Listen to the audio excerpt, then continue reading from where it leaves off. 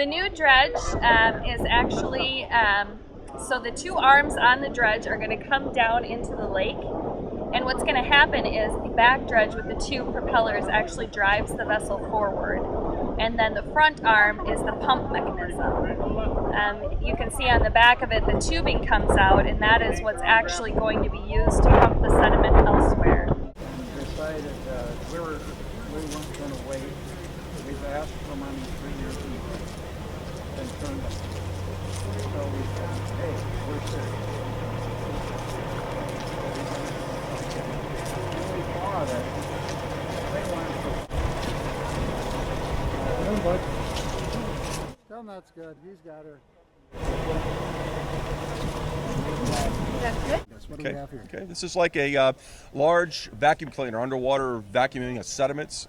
It has a auger attachment on the front of the dredge, which will dislodge the material, and then a submersible pump behind the auger shroud, which will then suck it up, pump it through a discharge line out the stern of the dredge to the desired location. So it's a way in which to excavate and remove underwater sediments. So you have a grinding device that breaks up the sediment. Sort of like a snowblower vane. You know, it's dislodging the material, it's moving it into the suction plenum to where the pump is, the suction of the pump, and then the pump is carrying it away, transporting it away. We'd like to see these dredges in use and providing a very positive and rewarding service, such as restoring a lake, improving water quality. Down the road or up the waterway, what happens when this gets started? Do they... You know, it's in the lake. What do we see functioning? Well, it's when it's in the lake operating, it's actually pretty boring. You don't see much. You'll hear the engine. Everything's occurring underwater. So there's really not much to see above the surface. As the dredge is moving along, it is self-propelled. You can see the large star wheel drive system in the back. It will look like it's just moving itself along through those wheels. And then while it's dredging, you really can't see anything. There's very little turbidity, if any. All the material that's being dislodged is being removed very accurately, very surgically, and it's being pumped out. So from the surface, it's not very exciting. It's all going on underwater. So these machines have evolved to be environmentally friendly? Yes, they have. Yes. The EPA is probably really close?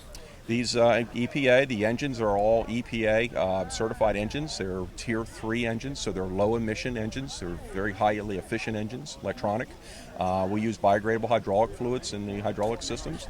Wow. And yes, they are state-of-the-art dredges. This is a very commercial industrial machine. It's actually, the skill sets is very similar to any other piece of construction equipment. So if you have an operator that has some experience operating a backhoe, loader, the controls are, as you in the control cab, you'll see is very similar. Everything is operated from the chair, from the armrest. It's joystick controlled. It's fingertip controls.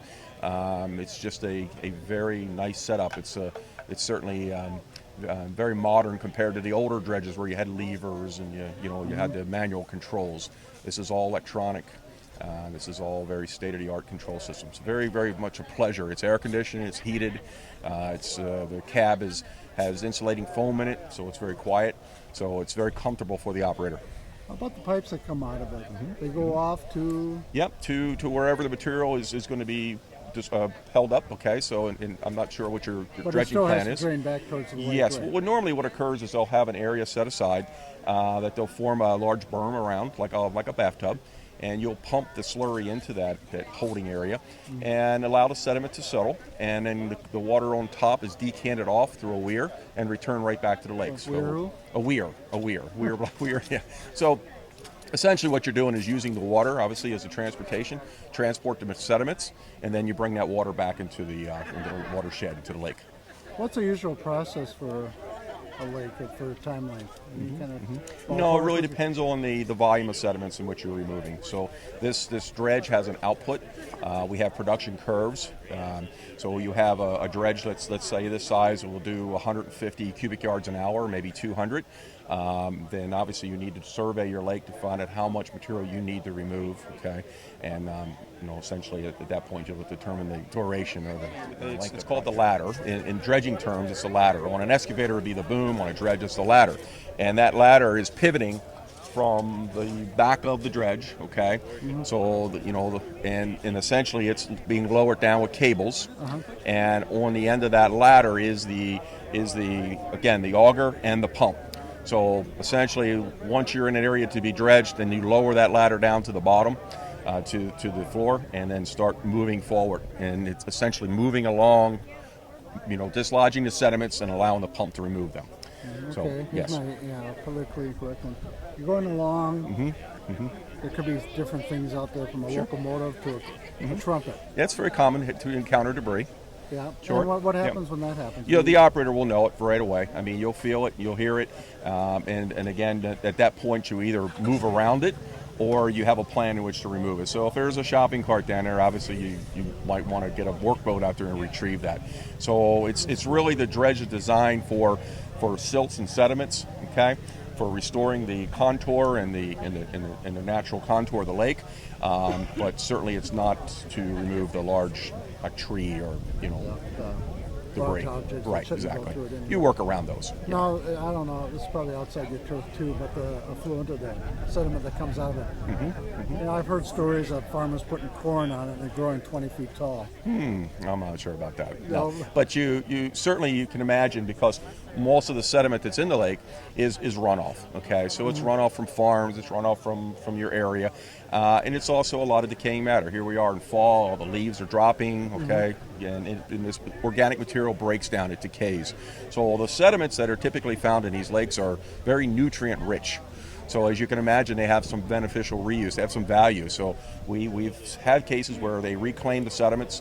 They're actually so nutrient rich, it's like fertilizer. You need to break them down a little bit. So they're concentrated, so you need to add a bulking agent to them. You could sell it and mulch. sprinkle it on your yard. It actually works very nicely as a good. But it's so adder. rich, it's almost like fertilizer. Correct. It's a concentrated sediment. So. It could be but added to sand. Can be added, absolutely. You can break it down, add, your chips, wood chips to it, your grindings, and good use for it a for new ground golf cover. course, huh? It would, yeah. But certainly that has to be sampled, okay, to determine exactly what the pH and So there's a lot of constituents. science going on with There's this. some bit of science, and there's some upfront work that needs to be done. Okay, you're saying 4 generations of? Yeah, we got 4 generations here, and like I say, I was fortunate enough for my dad to be a real environmentalist. He worked on, had two rearing ponds out behind the Knights Inn out there, and they didn't account for the 2 to 3 inch rains that came in, flooded the ponds and washed the fry out. They put the fry in there and they leave it for the summer, and they get to be fingerlings. Then they open it up and let them the fingerlings into the lake. Oh, wow, so that They were going to let them into Goose Lake and trickle down into Fountain Lake. And being that didn't work out, why they kept working on it, and finally they got the dredge for Fountain Lake. And I recall, as a strapping swimmer, and I'd swim out around that dredge at night. And On Fountain? On Fountain Lake. I swam all over that lake at night. And now I'd probably end up in 30 days for doing that. But Yeah. it was, it's been a real, then that dredge left, and they bought a smaller dredge and dredged the part of Edgewater Bay out here. That was in the 60s? Yeah, and then they put the dredge down in the channel, and they dredged down in the channel down there. And that's why that they have a deep hole down in that channel that the fish can winter over in. And they get pretty thick in there as the oxygen goes out. But they finally sold that dredge because they said it wasn't big enough to do any good. Well, they did a lot of good with it out here. So, reading the news, I suppose, and you go, oh my goodness, they bought a dredge. Oh, tell you, that watershed district is the greatest thing that's ever happened to our district here. It is going to be a lifesaver. The Rod and Gun Club that my dad organized in the early 30s, and now the Fountain Lake Sportsman Club that we're a member of, they have been working so hard with very little funds. And that was the big problem because back in the mid-30s and early 40s, they talked about dredging Lower Albert Lee Lake, and it would cost at least $240,000 now, and now it'd be probably $240 million. So with the organizing of the watershed district here, now they have funds to do what we see here today and what's going to transpire in the next 10 to 15 years. People have to realize that this is something that could never have happened without the watershed district. And as long as we have this now, and it'll do the job that it looks like it could do, we can look for, because at this lake now is at the point where you either do something or you lose it. It's, but before they dredged this, as you went under Hatch Bridge, there was a one-lane traffic for a boat to go around and dock over there at the end of Cedar Street. And it was so shallow and weedy that you couldn't run a motor in there. And so now they boat in here, they water ski in here, but it's getting to the point where they had to do something with it. And it's such a valuable asset to the city of Albert Lea and all of Freeborn County to have this kind of environment here right in our lap, and now we can actually look at it and see what's going to improve. But it's really a great occasion. I'm sure glad I came down because I just live up above the hill up here. Okay. So it was just a natural thing to come down here. I wanted to see this. I didn't imagine that it was going to be this humongous. I'd like to welcome you here today. This is the arrival of our new dredge and equipment. It's probably one of the most exciting days we've had in a long time as far as lakes restoration goes, other than some of the news that we've gotten lately about funding. So this is the actual machinery. I'm Laura Lundy, and you may have heard that we are actually reforming the Lakes Foundation of Albert Lea with the purpose of continuing restoration efforts. So with the partnership of the actual watershed and all the efforts they're doing, and then community volunteers, we are going to move 8 years ago when I came to the community, I started with myself and a part-time employee and a watershed district board, and Harley Miller was leading it up at the time, and some of you got the opportunity to visit with him a little bit today. But even back then, the vision of the community and the watershed district, I thought, boy, you guys are biting off an awful lot. That's awful lot of things to accomplish it in a very short period of time. But as I started working, and I've worked throughout the state of Minnesota, and as I started working with this watershed district, what was different about this watershed district from the other watershed districts in the federal government and other agencies that I had worked for is the community support. From the very beginning, you guys never stuttered at all. You knew exactly where you wanted to end up. So we marched forward with the development of the watershed management plan, and the community had comment on that plan, and we passed the plan. The state had comment on that plan, and all of the partners that we had involved with the plan. And since then, we've marched forward, and here we are today, filling I always talk about the pieces of the puzzle. And we've talked about a lot of the projects that we're doing, and sometimes we talk about small pieces of the puzzle. This is a big one. And here we are today. We finally have it in the yard. We know that this is not, the dredging isn't completed, but this is really the first step to putting that piece on the puzzle. So I'm excited, our staff is excited, and none of this would be possible without the sales tax that the community passed, and none of this would be possible without the support of all you people. So my hat's off to all of you. I've never worked in a better community, and it's just been a great experience. With that, I'm going to turn it over to Clayton, and he's got a few words about the dredge and how we came to bringing it home some today. of them here, and not everybody is here, but you know, these guys work hard, and what people don't understand is that we've spent $9.7 million in this watershed since we started. And think about this, 6.4 million of that money came from outside this watershed. So for every dollar we spent, 66 cents came from outside of this watershed. So that came from grants, it came from bonding, that type of thing, and the legislature has helped us a lot on that. And as we move forward, we'll continue to ask for grants. A lot of you checked off on that 3/8 cent sales tax, and that's Lassard and some of those other groups. We've gone to them and gotten a lot of that money back to the community. And the staff here wrote their own grants. If anybody's written grants, they understand how hard that is. So this group has done such a great job. They're very efficient with your money, and I'd like everybody to clap and thank them for what they've done. You know what? It's an exciting time to be in Albert Lea and to be in this community.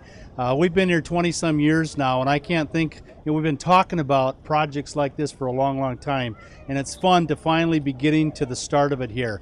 I talked last night at the Fountain Lake Sportsman's Club annual meeting, and one of the things that I stressed with them, and I'll stress it again today, we've got a lot of work to do still ahead of us, and I need help up at the legislature to convince people of how important this project is. And you know who they need to hear from? They need to hear from every one of you, because they're going to get excited about this project if the community is excited and if we're behind it. And so that's what's going to be important going forward.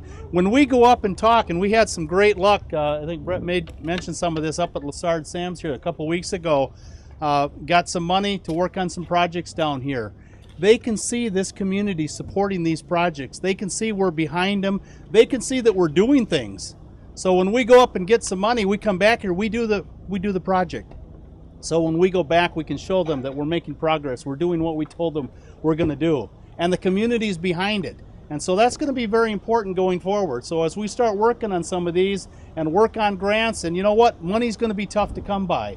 But the more that you can show support, the more that you can help contact other legislators and other people up at the Capitol and tell them how important this is to our community, the easier this is going to be done. So I hope that all of you can get on board and help me, and I'll work hard for you up there. This is exciting. This is great stuff, and it's been a long time coming, but it's just the start. So get ready for some hard work, and thank you. I just want to thank the CVB and the Lakes Restoration Committee, the Chamber of Commerce, the Foundation Sportsman's Club, and I'm sure I'm missing a bunch of people here, but all the support that we've gotten from the city and the county. I believe the city manager's here today. Great support, and it takes everybody, to move a mountain. So, and this community does, and all these groups work very, very hard and tirelessly at this project and for us. And I just want to say how exciting it is today to have this. I think we're really blessed for our lakes, and we have to thank the watershed, but even the people before the watershed, the Lakes Committee that was formed before the Chamber. I mean, everyone in the community has had a part of this, and this is an exciting event to show the community and to show the state that, guess what, we have a dredge now, and we want to have clean lakes. And again, I'll emphasize, we're the first lake coming up from I-35 from Iowa that has two beautiful lakes in a community, and we're just on the verge, and this is very exciting for the whole community. We are on the verge to have great things happen. It would be a huge economic impact for our community and the region. So how exciting it is. Everybody in the community needs to be thanked for this. I'm Laura Lundy, and I am the organizer for the new Lakes Foundation of Albert Lea. Our group is reforming for the purpose of promoting everything that's going on with the dredge, and then also the restoration effort that needs to take place as we move through this journey of dredging our lake. I am pumped about this new dredge! The sediments that are at the bottom of Fountain Lake are actually what is causing such major algae blooms. A lot of the phosphate actually resides within that sediment. That being stirred up, it really has a major effect on water clarity. So if we can take out the sediment which houses that phosphate, we're already improving what our lakes are going to be in future generations.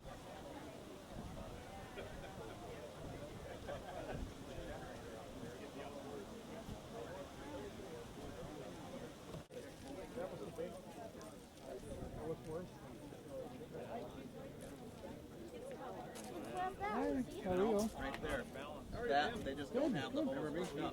Comes out right there. Yeah, welcome. Bruce, Yeah. and just like a big back, this thing right here, that blue thing there, that's a huge pump. A huge pump. 66, only 44% of 44 cents of every dollar they spend for stuff that they do comes from that. 66 cents of every dollar comes from outside the legislature. Go for it. Mud Monster. I like that one. So we've got Pump It Up, Let's Do It, the Albert Leach, Colonel Albert Lee, Big Al, AL for Albert Lee, Progress, Major Lee, the Colonel, the Sediment Piranha, the Spirit of Albert Lee, Mud Guppy, Shell Al Lee, Hooray Lee, The Hoe, Harley Miller, Mighty Miller, Diggin' Doctor, Lee's Land O'Lakes Grub, Perseverance,